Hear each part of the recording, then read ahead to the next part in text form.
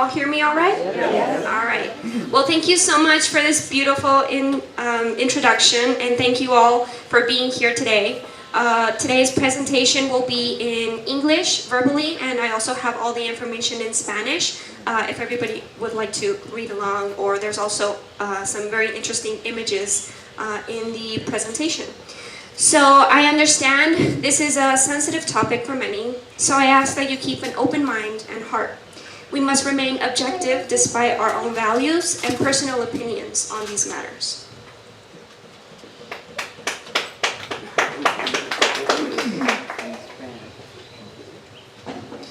Since 1975, the United Nations officially declared March 8th as International Women's Day.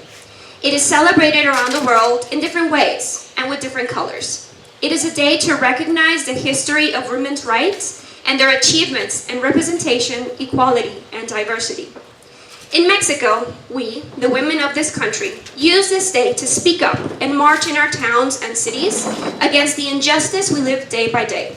We do not ask for flowers or chocolates or gifts. We ask for respect and justice.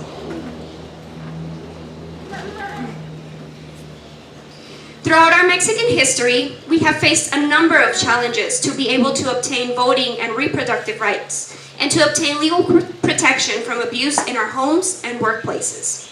Countless women of all ages have fought tirelessly to contribute to our society, so that women of our generation can be free to make our own choices and be legally protected while making them. Our society is not perfect, but women have made important headway. Let's take a look at the achievements of Mexican women in the matter of voting and reproductive rights. I will start this historical recounting in the year 1916, even though women had started to organize and protest long before this date. In January 1916, the first feminist congress was held in the state of Yucatan to discuss the voting rights of women in their local elections. Women's rights in the matter of education, work, and sexuality. One of the organizers, Ermila Galindo, a revolutionary woman who was a journalist and writer, made waves at the Congress by speaking strongly about equality between men, women, having sexual and political rights, the need for equal education, and she founded the magazine Modern Woman to further share her feminist views.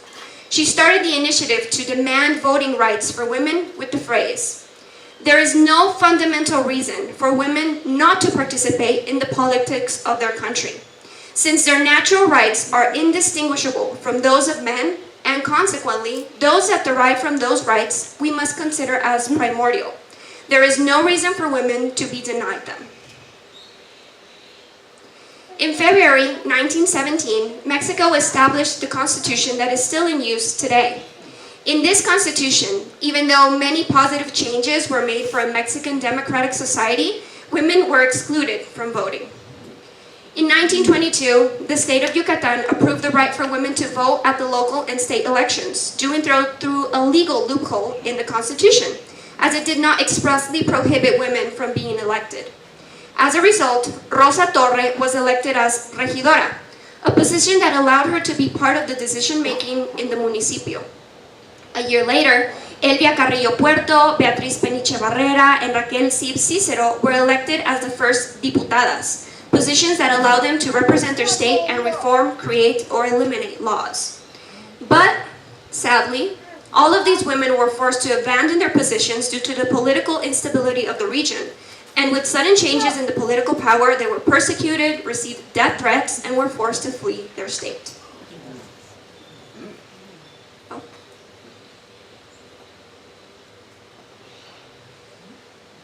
Oh, sorry, there's something with the presentation.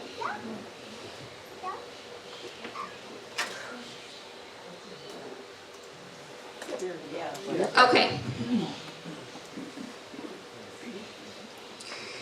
In 1925, the state of Chiapas, Florinda Lazos León was elected as diputada, and in the state of Tabasco, Celerina Oropesa, Reinalda Hernández, y Francisca Rodríguez were elected as regidoras. That same year, President Lázaro Cárdenas started the initiative to reform the Constitution to include women's rights to vote and be voted for political positions.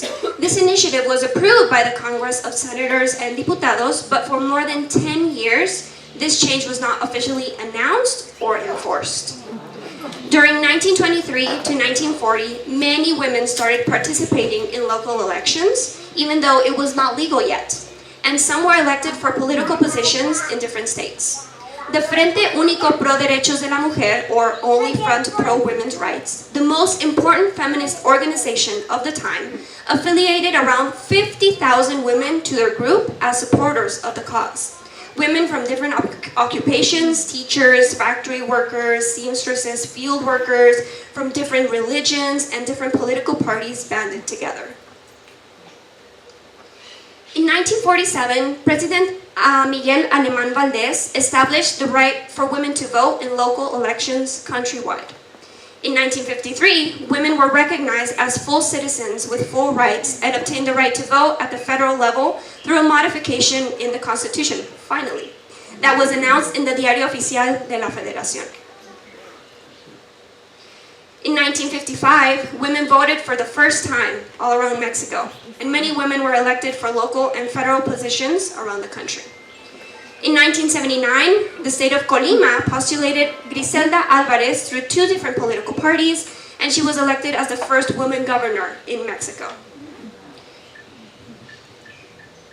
In 1988, Rosario Ibarra was the first woman to enter the race for president of Mexico, even though she did not win. In 1993, several diputadas around Mexico proposed a reform that would obligate political parties to have an equal number of men and women as candidates of elections.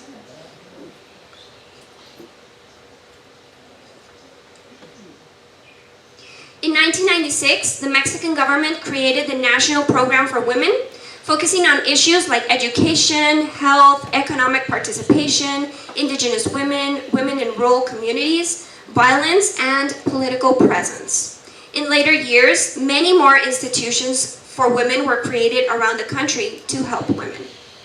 In 2000, the biggest worldwide feminist march was organized, with women from over 50 countries marching on the 8th with the phrase, 2,000 Reasons to March Against Poverty and Sexist Violence. Also in 2000, the Robles Law was approved in Mexico City, authorizing abortions when there is a risk of death, malformations, or non-consensual artificial insemination. This law was supported by the Chief of Government of Mexico City, Rosario Robles. Also in 2004, a law was passed to guarantee access to contraceptives and Planned Parenthood for all women and teens.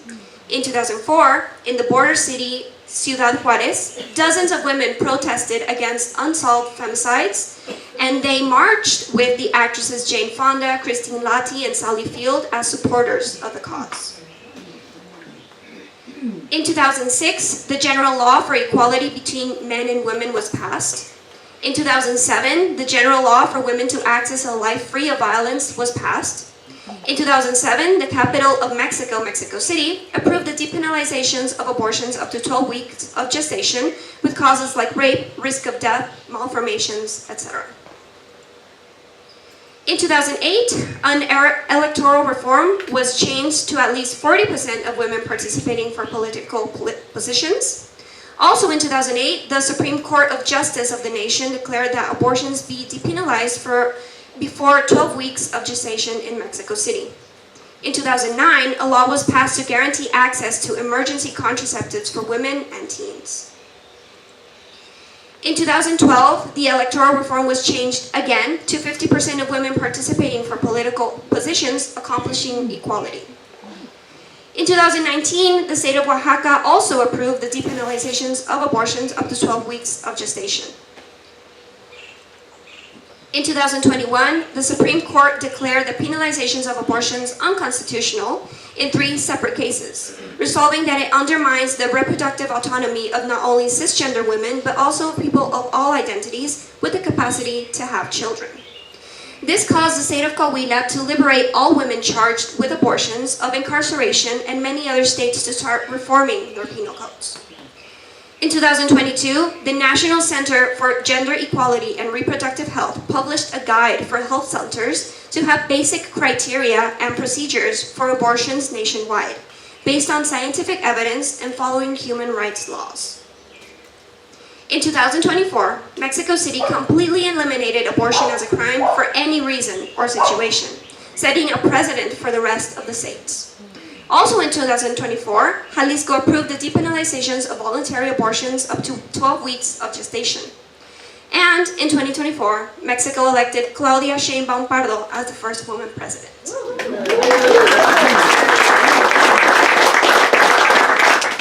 So this timeline is mostly about our voting rights and reproductive rights, but these are not the only challenges Mexican women face. Our society still has tinges of patriarchy. And even though all these laws exist, we still need to fight for them to be applied in our daily context and make our voices heard in the justice system. Our culture still has a machista side, which means that there is still a perception that women are lesser, that our role in society is that of caregivers and mothers, even though many women have broken through these ideas. Since 1987, when Matilde Montoya graduated as the first woman doctor in Mexico, women and girls have had more and more access to quality education. And our country also adheres to a number of international treaties that state that women must have access to education and must not be discriminated for any cause when seeking access to education. As of 2024, the Universidad de Guadalajara reports that 54% of all active students are women. This number is a hopeful sign, indicating that women have an even better opportunity at being independent and can join the workforce as professionals in their area. But no matter what type of job a woman chooses, we all deserve respect and protection by the workplace laws. Article 164 of the Constitution states that women and men have equal rights and obligations in the workplace and must not be discriminated for any reason. In the federal work law, Ley Federal del Trabajo, Article 3 protects us against any type of discrimination or harassment, and Article 5 states that workers in the same position with the same activities must have the same pay no matter age, gender, or nationality. These two laws also cover other workplace rights. There are also laws in the Ley Federal del Trabajo that are in place to protect women who work at formal or informal jobs as a home worker, giving cleaning services at private homes. Article 331 states that these apply to women who work at someone's house and live there, women who work at someone's house and do not live there, and women who work at different houses and do not live in either of them. This law also states that it is illegal to hire teens younger than 15 years old as home workers, and even if you do hire a 15-year-old teenager or a little bit older, the employer must request a medical certificate of health at least twice a year. The laboring hours must not exceed 6 hours a day, and if the person who is employed has not concluded secondary school, the employer must ensure that they do. For all home workers, the employer must draw up a contract that legally protects the employee, and it must contain information like full names of both parties, the address where they will be working, starting date, and in some cases ending date, the amount paid for services, and how often they will receive the payment. Fixed working hours, annual paid vacation, and a fixed weekly resting days like Sunday or Saturday. They must specify if food or board will be provided and the conditions of termination of the contract, and also describe the tools that they will be provided to carry out the activities assigned. It is also prohibited to fire a home worker in the case of pregnancy, and if the employer needs the person to wear a uniform, they must provide it.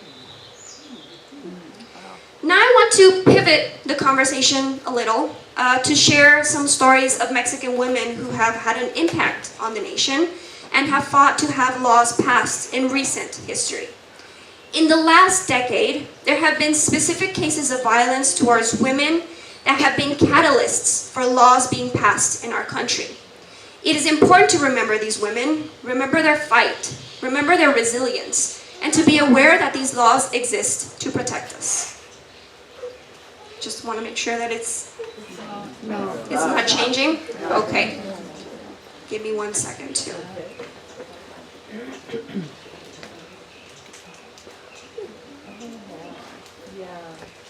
Okay.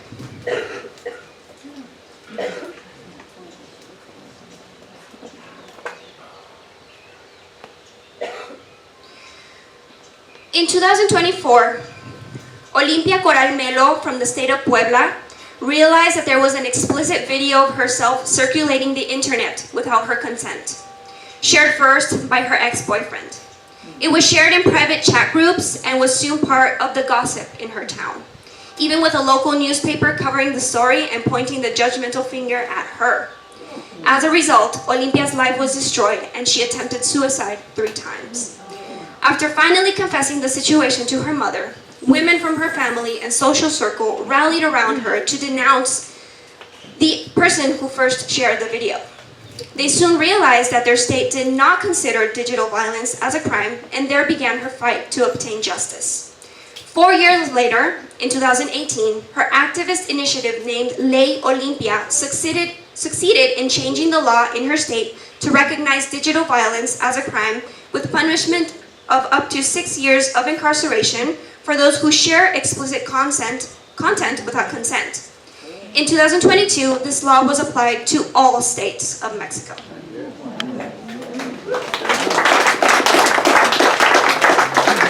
You can now denounce the sharing or production of real or altered explicit videos, audios, pictures, and the harassment relating to the sharing.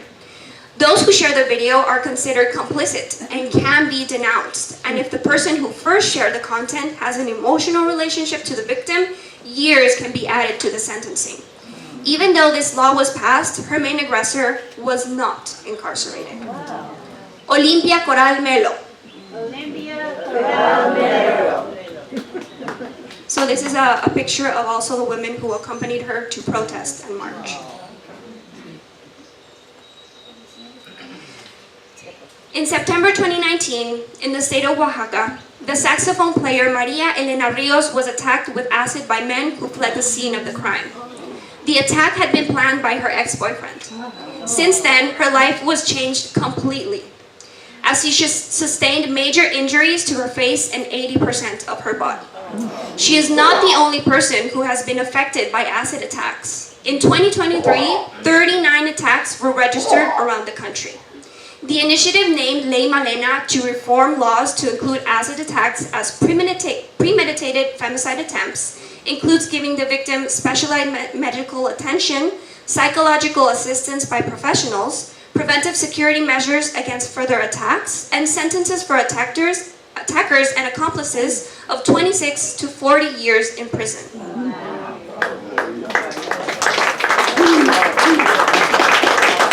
In May of 2023, the state of Puebla was the first that approved the reform to the Penal Code.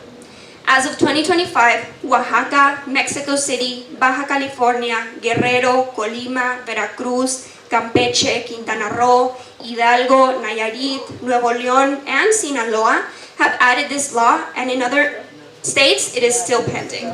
Not Jalisco yet. The aggressor and ex-boyfriend of Maria Elena was apprehended by the law in 2020, but since then the case has had a huge amount of irregularities. In 2024, a judge ordered the case to be dropped for a lack of evidence that he planned the attack, but then he was removed from the case accused of corruption and illicit conduct. And in 2025, the aggressor was supposedly released from prison to be taken to a hospital for medical care, but there is no registration of him at the hospital, and now his location is unknown. Maria Elena even protested at an event where President Claudia Sheinbaum was present to denounce the irregularities in her case, but she has not had a concrete answer. Maria Elena Rios.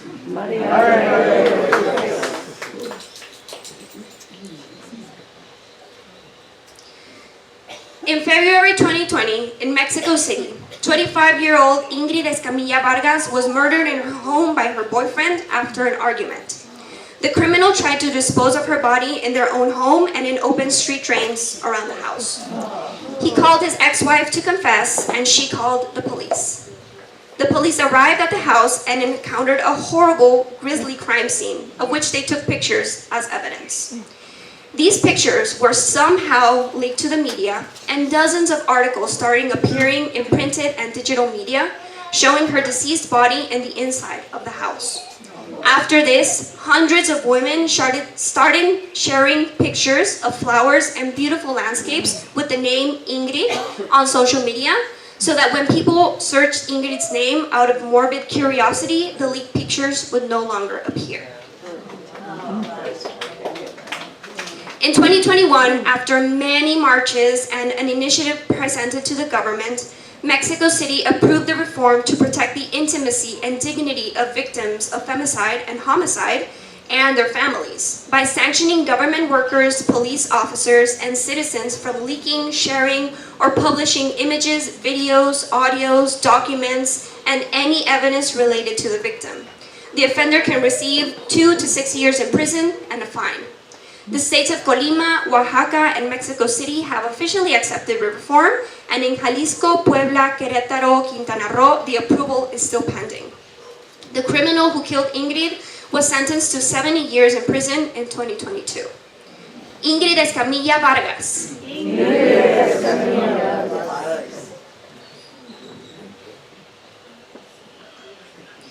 In April of 2021, in the state of Veracruz, 20-year-old Montserrat Bendimes passed away due to severe injuries sustained by domestic violence by her boyfriend.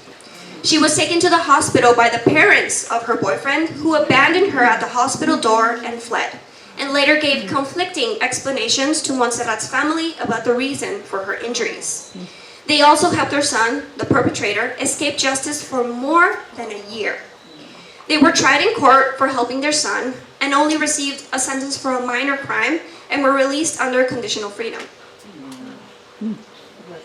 The feminist collective Brujas del Mar created an initiative after this case named Ley Monse to reform the penal code and give higher sentences to people who help cover up femicide and help the perpetrator escape justice, and to reduce the chances of people helping criminals for any reason. This law has been approved in the states Morelos, Puebla, Mexico City, Veracruz, and Jalisco. The aggressor was incarcerated in 2022 to await trial and is still in prison. His parents were released. Montserrat Bendimes.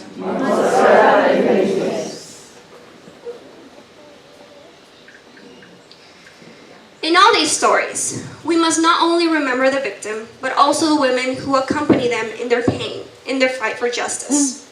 A single woman can accomplish so much, but a group of women can accomplish even more. If these stories touch your heart, think about your role in your community, especially between women. Do you listen to other women? Do you support other women in business ventures? Do you share information about our rights? Do you support other women in hard times in their life? Do you offer support to women who have been victims of violence and help them seek legal and psychological aid? Do you respect your houseworker and adhere to labor laws? Do you say kind and uplifting words to other women? Do you educate the girls and teens in your life? Do you participate in marches and protests? Are you aware of your privilege when it comes to rights? Sororidad. This word translates to sorority, but here it doesn't mean that you're part of an exclusive women's club. It means supporting other women, comprehending the challenges that we face as a gender, and the mutual compromise to stand with each other, no matter race, religion, political view, age, or nationality. We stand against gender equality and discrimination, violence, and any form of oppression. You might have already seen the marches that happen in big cities, in small towns across Mexico. We march in our purple and green outfits, purple for sorority, green for reproductive rights. We make signs, we shout songs and rhymes, we sing and dance. We bring our mothers, sisters, daughters, and dogs to the marches. At the end, we rally to share stories, poems, art. We make tendederos, which are named after the lines where we hang laundry to dry. And in the tendederos, we write and hang stories of abuse, denounce aggressors, share words of empathy and support. Some women write on buildings, on monuments, on the outside of government offices, in public spaces. This controversial expression has an explanation. There are so many missing women who just disappear and are victims of femicide with no investigation or follow-up by the authorities. This is not vandalism. It is called iconoclasy. It is a rejection of the institutional inaction in the face of violence towards women and femicide. The point is to make the reality that women live day to day visible on the monuments and buildings that the government protects more than the women in this country. These monuments and buildings are the perfect image that the government wants us to see and look away from the reality of what happens every day in the streets. This practice is not new. Feminists did not invent iconoclasy. It has been done in countless social protests around the world. This practice is also very commonly criminalized by the government, as in many protests, they send the police to push back against protesters, even throwing gas bombs and shooting rubber bullets, and standing guard in front of monuments and buildings.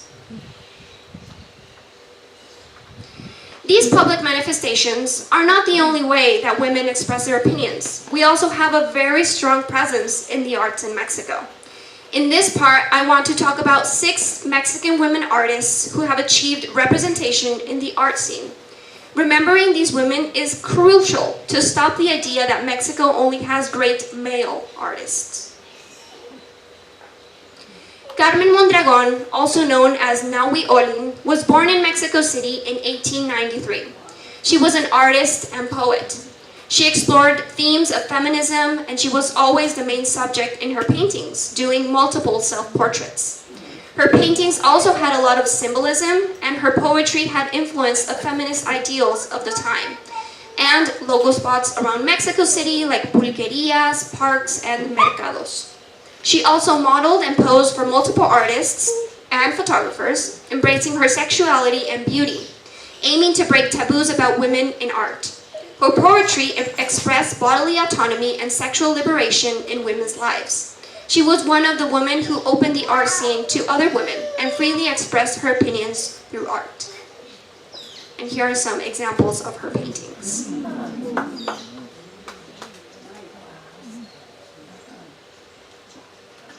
María Izquierdo was born in San Juan de los Lagos, Jalisco in 1902. She was an artist, the first Mexican woman to have an art expo outside of Mexico in New York, 1930. Her painting style includes many iconic figures and themes of Mexican popular culture. She explored themes like Mexican identity, religion, nature, the oppression of women in a patriarchal society, motherhood, and femininity. She was also an activist and was part of anti-imperialism and anti-fascism groups, and participated in feminist collectives. She also had to fight for opportunities in the art scene, as she was blocked by Diego Rivera and David Alfaro Siqueiros from doing a mural in the fresco technique that was commissioned to her in Mexico City, in the Palacio Nacional, a World Heritage building. They spoke to the director to tell him that they didn't consider Maria to have enough skill in the fresco technique, which resulted in the commission being cancelled. Maria publicly denounced them, but did not obtain support from the media because of the prestigious reputation of these 2 muralist men. Maria declared in an interview, "I would paint in fresco if I were given the opportunity to do so, but so far they only trust such jobs to male teachers, in a field that has been denied to me in my own country. People are not used to seeing a woman do what I do. If a man paints a female figure, it is art, but if a woman does it, it is considered bad." She is one of the most outstanding and innovative Mexican painters of the 20th century, and she brought a unique feminist vision to the surreal art movement and art in general. And here are some examples of her paintings.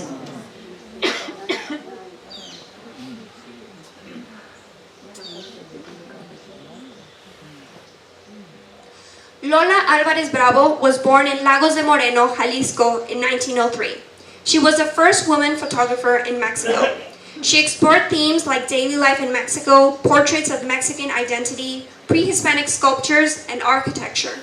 She said in an interview, "If my photographs have any meaning at all, they represent the Mexico that once existed." She worked on photo montage, photographic murals, and portraits of her fellow artists. One of her favorite subjects to photograph was Frida Kahlo, her friend and fellow artist. Her legacy is now kept in multiple galleries in Mexico and the United States. Her work reflected the reality of everyday life for indigenous people, rural areas, and remains of pre-Hispanic Mexico. And here are some examples of her pictures.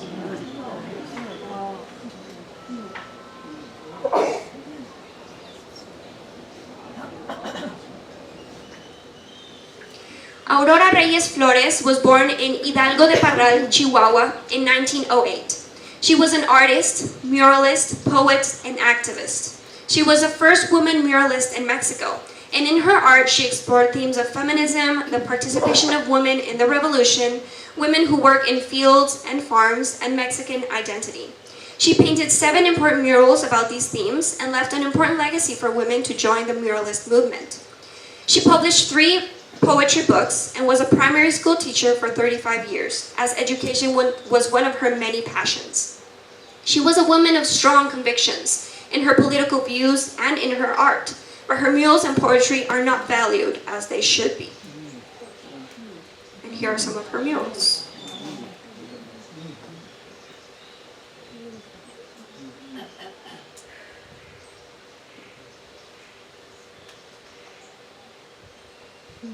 Oh no, there's a picture missing. Okay, well, Graciela Iturbide was born in Mexico City in 1942. She is a photographer, and she focuses her work on a wide range of subjects. She photographed the indigenous group Seri, a nomadic population that lives in Sonora. Later on, she photographed the Zapoteca culture in Oaxaca, and then traveled to Cuba, Germany, India, Madagascar, Hungary, France, and United States to continue her photographic work. In 2024, she was invited to photograph 2 sealed bathrooms in the Frida Kahlo house that originated the photo series Frida's Bathroom, focusing on the medical objects used by Frida in her many years of suffering, giving us another perspective into her life and challenges as a human and not as a canonized figure. She has received multiple international awards for her work and is considered one of the most influential photographers of Latin America. And here are some of her pictures.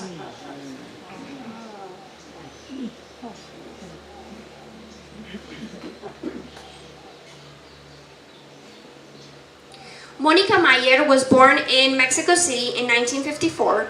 She is an artist, performer, teacher, writer, and activist. She explored feminist themes such as the reality of women living in Mexico and the difficulties we go through. She has multiple published books and has displayed her work internationally. She created the artistic group Polvo de Gallina Negra, or Black Chicken Dust, with Maris Bustamante to create conceptual feminist art and performances. She criticized the art scene and system with these multiple performances. Her most notable works are the collection of feminist art and photography called Archiva, Obras Maestras del Arte Feminista en México, to bring visibility to the many feminist artists in Mexico, and the creation of tendederos, named after the lines where we hang clothes to dry, as I mentioned previously. These art installations are referencing the domestic chores women do every day, to open the dialogue about situations we live every day, our opinions and experiences. She is an artist who has inspired so many women involved in the feminist movement and brought light to the challenges of being a woman through art. She inspires us to this date with the mass creation of tendederos as a medium to protest all around Mexico. And this is her work.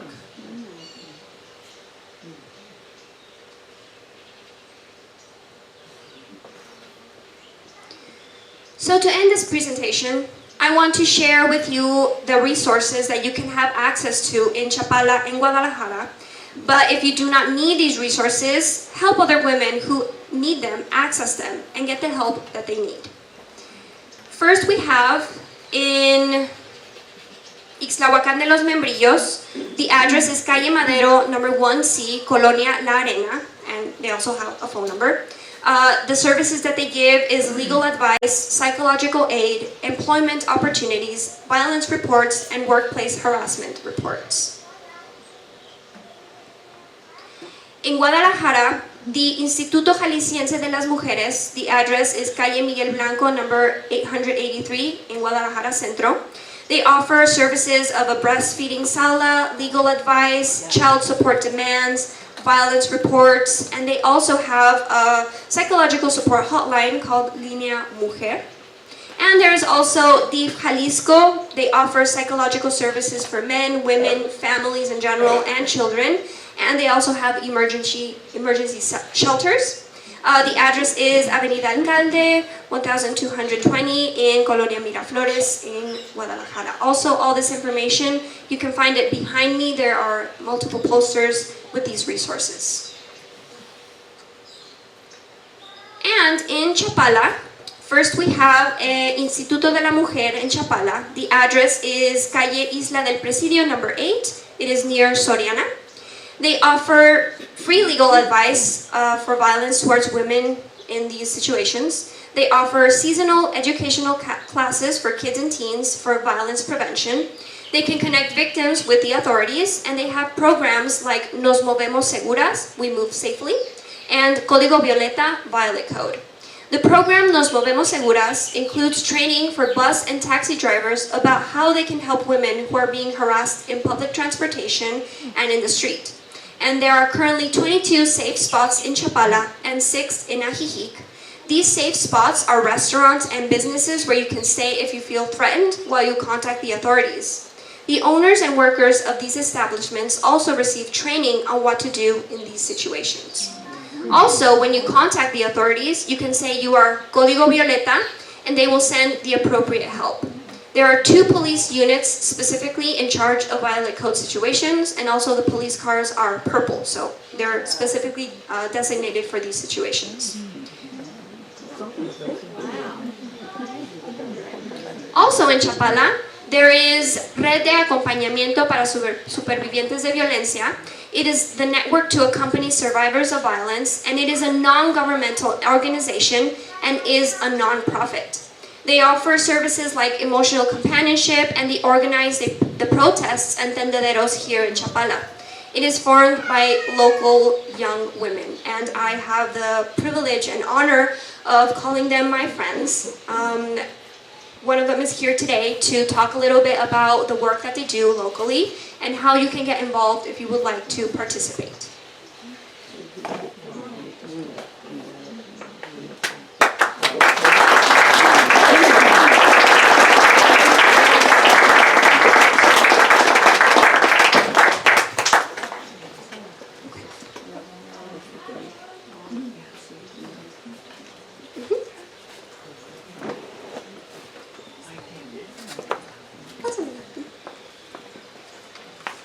Can you give her the microphone? Yes.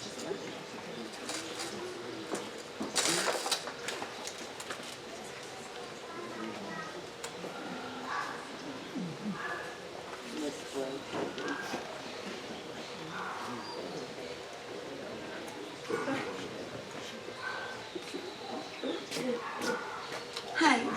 Before I begin, I just want to say thank you, truly, for being here, for listening, for opening your hearts to this cause that is so much bigger than any of us.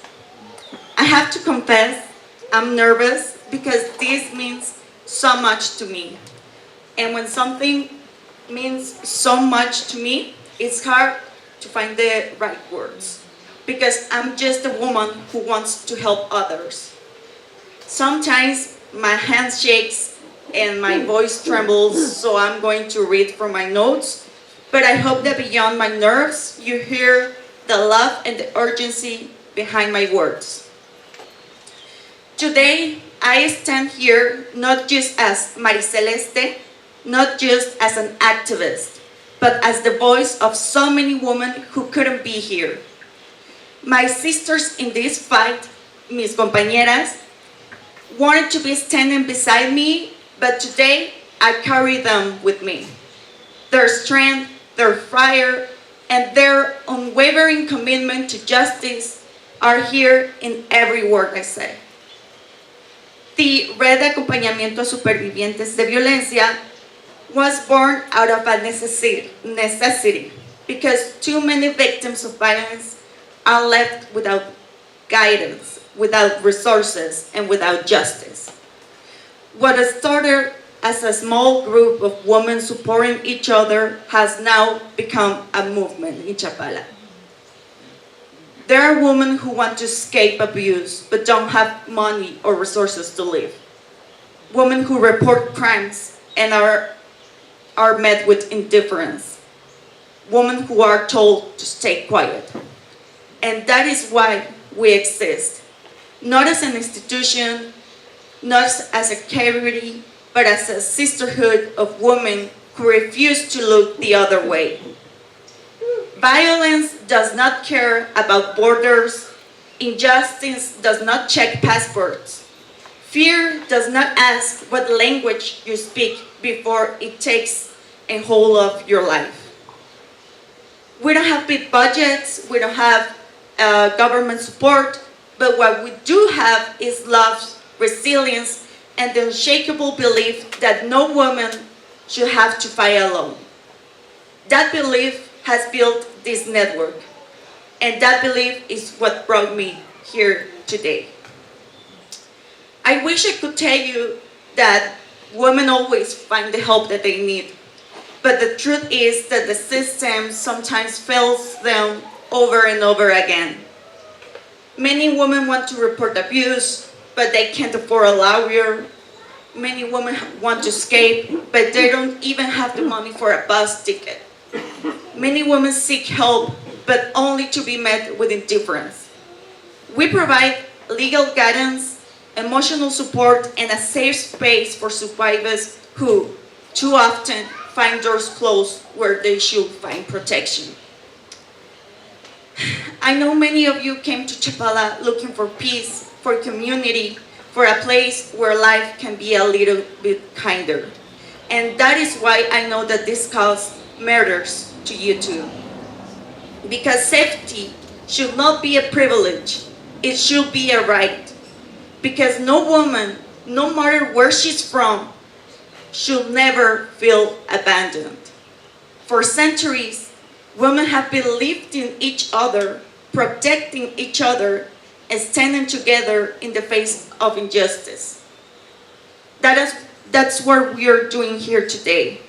That's what you have the chance to be part of. We are not victims, we are not helpless, and we are a force of nature.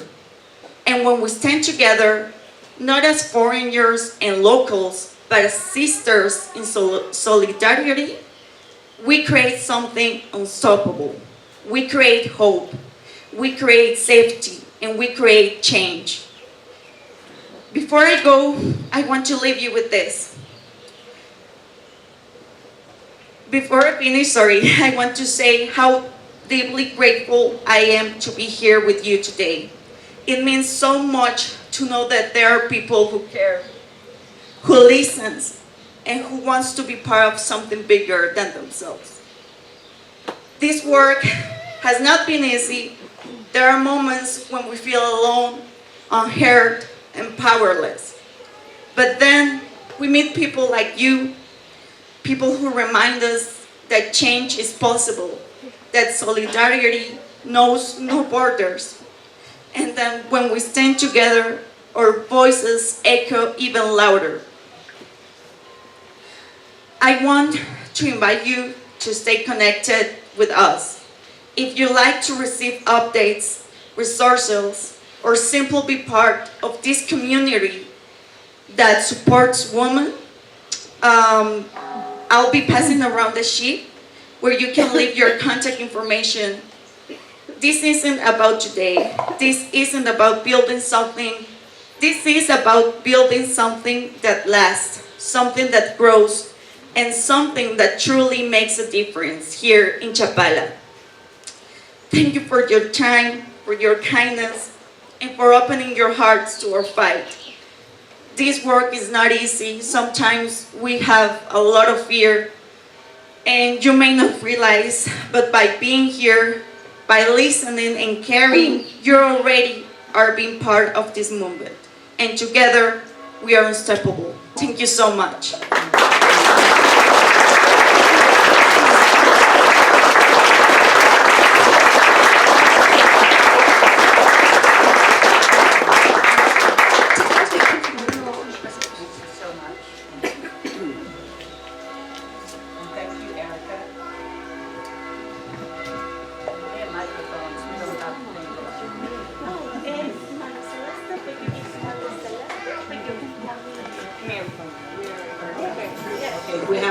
We have a time for a couple of questions.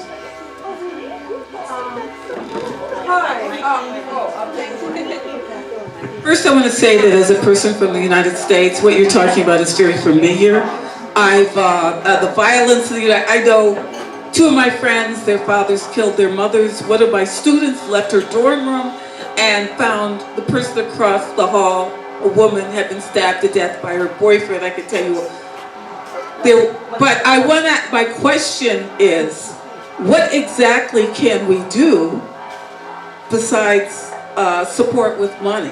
What else is possible? Because we can't participate in the protests. So what can people who are not Mexican do here? Well, you can share the resources that we talked about today.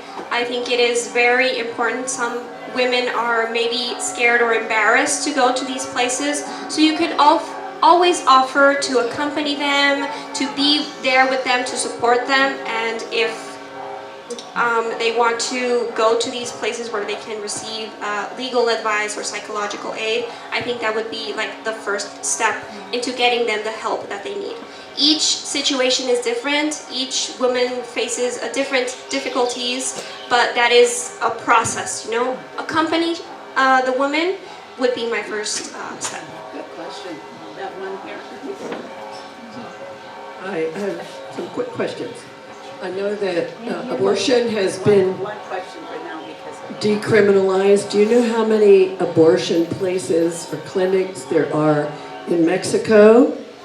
And the other thing is there emergency contraception over the counter here? I understand that there is. Yes, there is emergency contraception at basically any pharmacy that you go. They will not interrogate you or ask a situation. There is also no minimum age for the person to be buying it.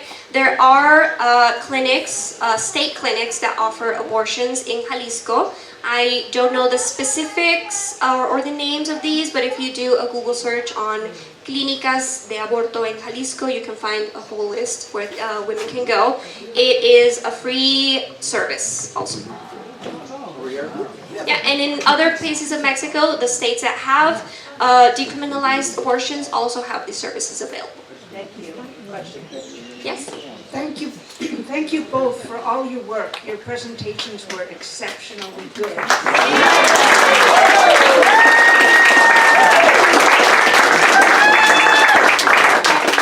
Can you name some of the restaurants in Ajijic that are supportive of these safety nets? Yes, actually, I have a QR code that the Instituto de la Mujer gave me, so you can scan it and it will bring up a map where these ones are. One that I know that it has this program because I frequently eat there is El Alebrije, which is around the main street. I think it's by Merendero. I know because they have the sign right there that says that you can access the safe spot. But if you would like to scan the QR code, I'm going to have it here available on the wall for you to see exactly where those places are. Any other questions? So, I want to, yes. Thank you, and thank you both so much for doing this in English. It breaks my heart to look at the fact that there is a war against women and it's still going on, so thank you for fighting against that. Gracias por todo. My question is there money and enforcement of these beautiful laws that you have here that they don't have that where I came from? Do they have what, sorry? Money and enforcement of the laws that have been passed. It does depend on the case. For example, if you have been a victim of one of these laws we have talked about, for example, digital violence, you would need to get the legal advice to start the process and have this law applied to your specific case. There are many feminist lawyers here in Chapala and in Guadalajara that can gladly guide you through this process. Any other questions? Yes. Here.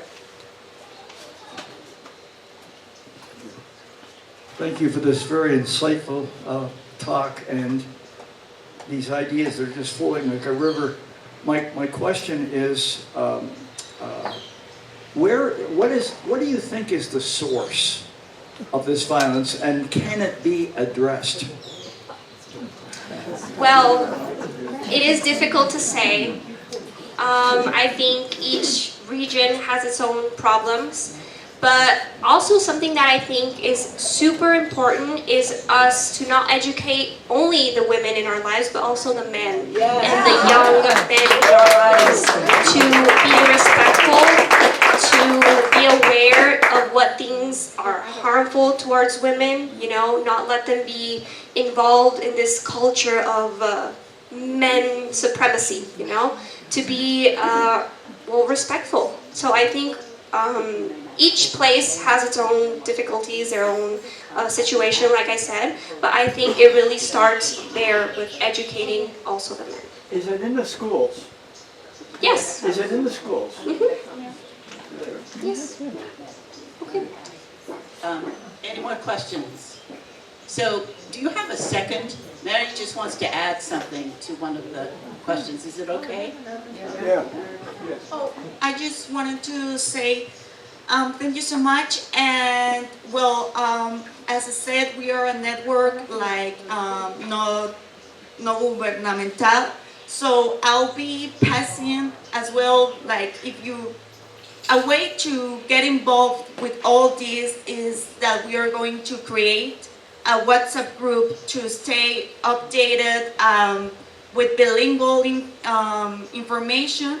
So I will really appreciate if you're interested, I will to give me your contact so we can be a stronger community. And I also have some cards here in case you have suffered violence with our all contact information, and we will make sure to bring you the assistance that you need.